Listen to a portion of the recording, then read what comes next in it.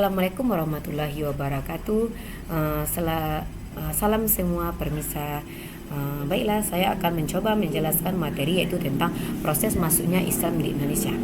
Islam masuk di Indonesia tidak terlepas dari para pedagang-pedagang dari Asia, di mana di sini dikemukakan ada teori masuknya agama Islam ke Indonesia. Itu yang pertama, yaitu dari Gujarat.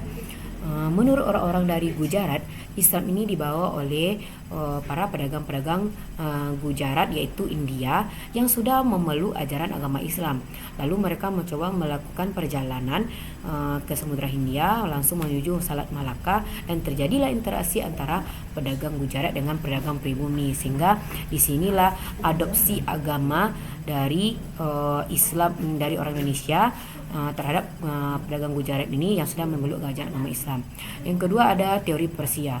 Menurut orang-orang dari Persia, Islam itu dibawa oleh pedagang-pedagang dari Persia. Yang ketiga ada teori Arab. Islam itu dibawa oleh pedagang-pedagang dari Arab, yaitu dari tanah kelahiran Arab. Itulah proses penyebaran agama Islam di Indonesia. Inilah kerajaan-kerajaan Islam. Maka dari proses penyebaran agama tersebut sehingga berubahlah sistem politik bangsa Indonesia yang sebelumnya sudah menganut ajaran agama Hindu-Buddha dan memiliki corak kerajaan Hindu-Buddha. Namun setelah masuknya ajaran agama Islam, maka sistem politik bangsa Indonesia juga berubah coraknya dari kerajaan Hindu-Buddha menjadi corak kerajaan Islam. Maka yang kita bahas di sini adalah tentang kerajaan-kerajaan Islam di Sulawesi Selatan. Ada 3 kerajaan yang terkenal di Sulawesi Selatan. Yang pertama yaitu tentang kerajaan Gorontalo. Yang kedua yaitu kerajaan Bone. Yang ketiga yaitu tentang kerajaan Wojo. Maka kita coba membahas yang pertama yaitu tentang kerajaan Gorontalo terlebih dahulu. Ini adalah peta Sulawesi Selatan, di mana ditarakan di sini adalah tentang posisi atau letak kerajaan-kerajaan tersebut. Maka awal berdirinya kerajaan Gorontalo itu tidak terlepas dari 9 komunitas yang dikenal dengan nama Bati Salapang, 9 bendera yang kemudian menjadi pusat kerajaan Gorontalo, yaitu seperti yang kemudian menjadi pusat kerajaan Gorontalo ya. Maka diceritakan di sini berdirinya kerajaan Gorontalo. Kemudian ini adalah lokasi, kita lihat perkiranya seperti inilah bentuk-bentuk di zaman kerajaan dulu ya. Kemudian proses yang kedua yaitu tentang Islamisasi di Gorontalo ini. Bagaimana sih proses Islamisasi masuknya Islam di kerajaan Gorontalo? Maka kita lihat berdasarkan sumber asing maupun naskah kuno, agama Islam masuk ke Gorontalo ini sebelum kedatangan Ptolemy Pres, yaitu dikirakan abad 15. Para penguasa masih menganut berhala. Jadi resmi kedua raja di Gorontalo ini memeluk agama Islam diperkirakan yaitu di abad ke-16. Penyebaran Islam di Gorontalo itu tidak terlepas dari 3 orang yang menyebarkan, yaitu 3 orang datuk, yaitu di mana Abdul Makmur, ada Datuk Sulaiman, kemudian ada Abdul Jamad. Ini adalah proses Islamisasi di Sulawesi Selatan.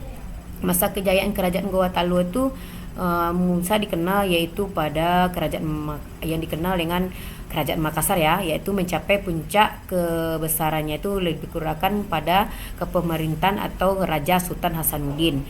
Pada masa pemerintah ini Sultan Hasanuddin berhasil memperluas wilayahnya, kekuasaannya, yaitu sampai ke pada Wojo, Sopeng dan Bone. Kemudian inilah bentuk Sultan Hasanuddin ya, gambarnya Sultan Hasanuddin.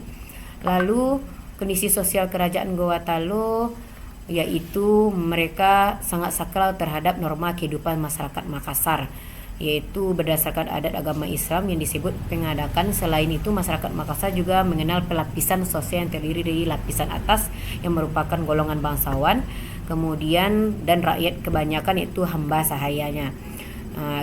Inilah contoh-contoh bentuk kehidupan sosial di kerajaan Gorontalo. Kondisi ekonomi kerajaan Gorontalo itu tidak terlepas bisa mencapai puncak kejayaan itu disebabkan oleh 3 faktor. Yang pertama, jatuhnya Malaka ke tangan Portugis yang menyebabkan banyaknya pedagang-pedagang pindah ke Indonesia bagian timur, yaitu salah satunya pergi ke Makassar. Yang kedua, sebagai pusat perdagangan Makassar berkembang, yaitu Makassar ini dekat dari pelabuhan internasional dan banyak disinggahi oleh para pedagang-pedagang asing seperti Portugis, Inggris dan sebagainya datang untuk berdagang ke Makassar. Kemudian keruntuhan kerajaan Gorontalo ini disebabkan oleh Sultan Hasanuddin terpaksa yang menentang sikap monopoli VOC, yaitu yang berkuasa di Ambon, di mana VOC mencoba melakukan monopoli perdagangan, namun Sultan Hasanuddin tidak terima, hingganya ia menentang dari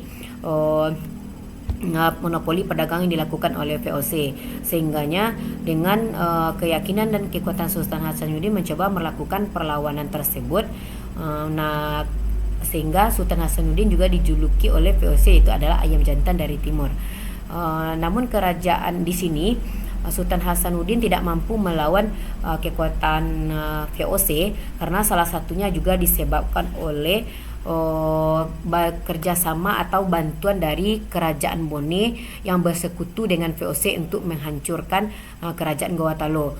Alasan kerajaan Bone waktu itu bersekutu dengan VOC salah satu disebabkan karena dia dikuasai oleh Gorontalo, maka dia mencoba melepaskan diri dari kekuasaan Gorontalo dan bersekutulah dengan VOC.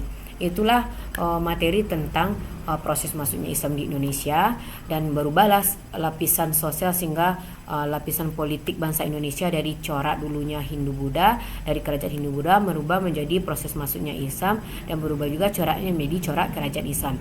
Dan yang kita bahas di sini adalah tentang Islamisasi, yaitu yang ada di Sulawesi Selatan, di mana materinya yang kita ambil yaitu tentang kerajaan Gorontalo.